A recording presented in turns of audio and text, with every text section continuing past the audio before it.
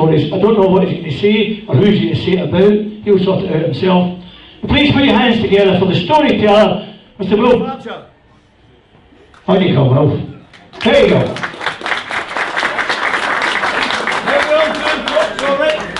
What do wrestlers do when they're too sore for the ring? They walk around about telling stories.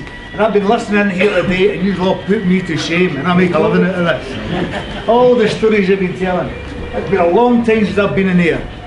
40 odd years ago I left there and I thought, I need to go to the market and I thought, pop into the market and see where it is, see where I can get parked and whatnot. So I came in here earlier, a couple of weeks ago. I was downstairs in the bar and I was just standing there having a wee coffee, listening to what was going on. And a guy came into the bar and says, I'll have a pint and put a tally mark up for wee Tam. So he pulled a chalkboard out and put a wee mark in the board. Oh, that's nice of him. Another guy come in, I'll have a pint and put a tally mark up there for wee Tam. I went, oh, I says, what's a tally mark? He says, that's a wee drink, we're putting in tally for him. Oh, good, good. All night long. But then there were about 15 tally marks for this wee guy. I says, what did he do to deserve this? He says, 3 weeks ago, wee Tam, he left this place. Stoating he was off the wall. Fell down the steps down there at the back here, into the car park. Fumbled with his keys, dropped his keys, picked them up again, into the car, drove round the back end of Morrison's, turned up Castle Hall Road, got to the roundabout. The police had watched all this. We're going to follow him. Driving, perfect drive up the road. Gets to Castle Hall roundabout, turns left up towards Holmeston. Police are after behind them. Room by Holmeston, turned right up towards the big roundabout. Round the roundabout, down towards Girvan, turned left up towards the Rimple. Got to the Rimple, turned left, headed off towards Carlton. Get to Carlton, turn left, back down towards the roundabout again. Police says, this guy, an hour we've been following him. So he pulls him over and he says, excuse me, he says, we've been following you for an hour, you've been driving well, he says, but we saw you walking into the car. He went, aye, he says, we're going to have to breathalyse you because you've been doing all these detours. He says, I need bother, so he pulls out the breathalyser, blow into this, and he blew in, clear. Nothing on it. He says, have you been drinking? He says, just water, I just drink water, he says. He says, but we followed you. He says, all the way round about, all around the house, he says, all the way. He says, aye, do you not know who I am? He says, no. He says, I'm the decoy.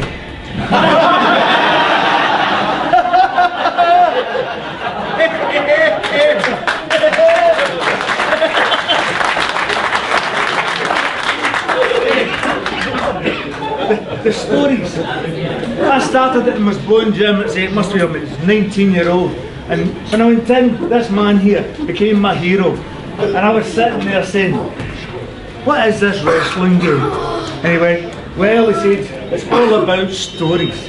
And I've been using that line all my life. I was in teaching for 20 odd years, I was corporate consultant. It's all about the stories. And I thought, well, what story do I have about this man? Well, I thought, well, when you're promoting wrestling, your ego gets in the road. It comes up and it says, so I says, can your ego get in the road, Andy? He says, well, he says, I don't have an ego, he says, because I've got Lillian. I don't need an ego. He says, I was talking about getting a funeral plan. He says, in fact, I've got it with me. He says, and he pulls out a drawing that he was doing. He says, and that says to Lillian, I'm a famous wrestling promoter and wrestler. He says, when I die, I want a coffin that has got the Belgian canopy. It's got the French drapes and it's got the German casket. He says, that'll show what I look like. He says, how much is that going to cost?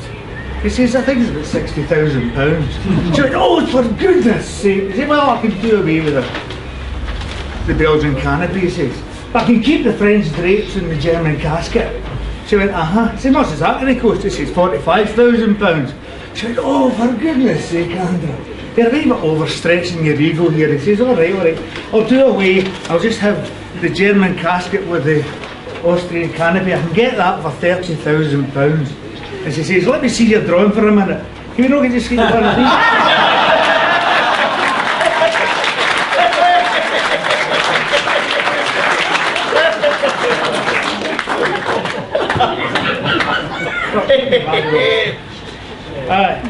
So I was saying to Andrew, I says, what's this promotion game? I says, what is it all about? And he says, well, there's a formula you use. He says, and I've been using it all the time. I thought, well, you need to teach me the formula. So he taught me the formula. And I said, well, I'm going to create a fantasy wrestling bout.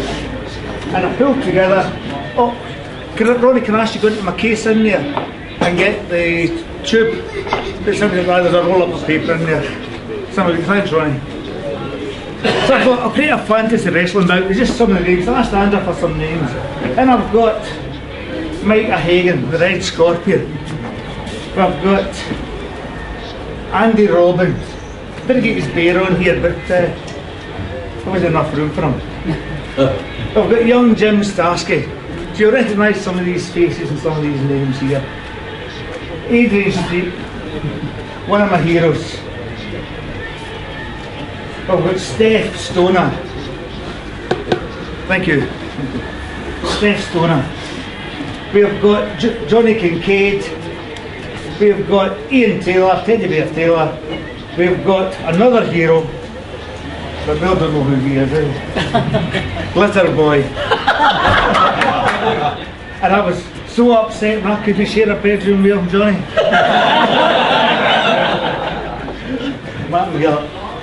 But we've got, sadly, the demise of a very good wrestler and very good friend to the club. You know, we've got Scott Thompson's Utah. And we have the hero, my hero of all time, the hero of everybody. When I do stories, I talk about George Kidd. This guy was amazing. So what I'm going to do is, I'm going to apply the formula to create some form of wrestling bout. And I've created the poster there to see if the formula works. It might not work, I don't know. But we'll see how it goes. But the formula is, when you shuffle the cards, you put them into two piles and you will make the bouts match. That is it. So in other words, the wrestlers have got to match. So I'm going to put a couple of chairs out here. And I'm going to scrounge off a couple of folk to give me a hand. But I'll put them into piles. And hopefully, if this doesn't work, I blame Andrew, it's his formula anyway. Right. Now, seeing as it's you lot that's going to control this, I'm going to ask you to shout left pile or right pile, okay? Which one will I start with? Right one. That one, right? And I'm going to say make, and if you want me to change, just tell me to change and I'll change piles, okay? So I'm going to spell out the word make the bouts match. I'll do make and I'll take a couple off the top. So I've got M, A, K, will I change? You alright, quite happy? Yeah. E, that's make. So I'll take those two off there and I'll put them up there. And, oh no! Don't look. Now you tell me if he looks at them. You tell me. Is he looking at them? No. Right, which pile? Which pile? Left. Left. Tell me to change if you want. T, H. Change. You sure? Because I get all mixed up here. E. Right, take the top two off. And don't look at them. Oh my God.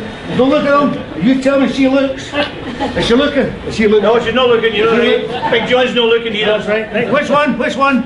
Left. Left. Bouts. B-O-U-T-S. Ready? B O. Change. Oh. See if this doesn't work out. U. Change. Oh. Wait. T. Change. You sure? I'm here. S. I'll let you look at it, right? Don't look. No look. Right, which one, left or right? Right. Right, here we go again. Change. Match. M. A. Hey, said change. Come on. T. C. See, I'm getting used to these. H. Are you sure that's what you want? Oh. You tell me she changes.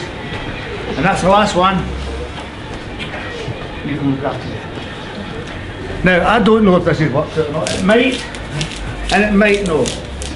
But this is Andy's formula. Make the bouts match. I used to do this before every game. I created a poster. Can you see who's on that poster, Andrew? Top one. Scott Thompson versus Andy Robin. Scott Thompson versus Andy Robbins. Who's got that one? Have we got that? Scott Thompson versus Andy Robbins. Hey, we got one. I tell you what, I've never got all 5 before, so let's see who goes. Who's next? Who's next? Who's next? That one. Ian Teddy Bear Taylor and Exotic Adrian Street.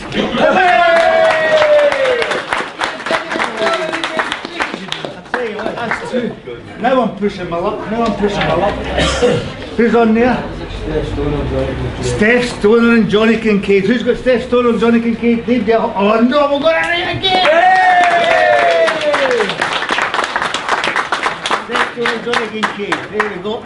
And that leaves us with young Jim Starsky and Glitter Boy Martin Gillett.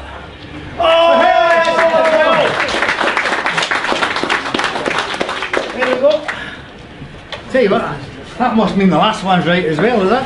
It must mean your last one's right. You get the whole bill correct. Oh, Bill, that's a first.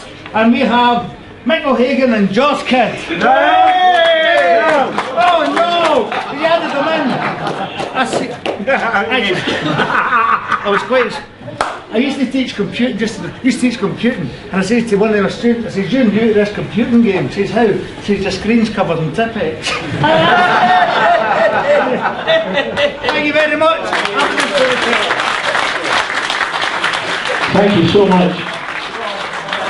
That was absolutely brilliant. Mr. Storyteller, Wilf, that's it. Let's give this man a medal before he goes, before I forget. Did I get a medal?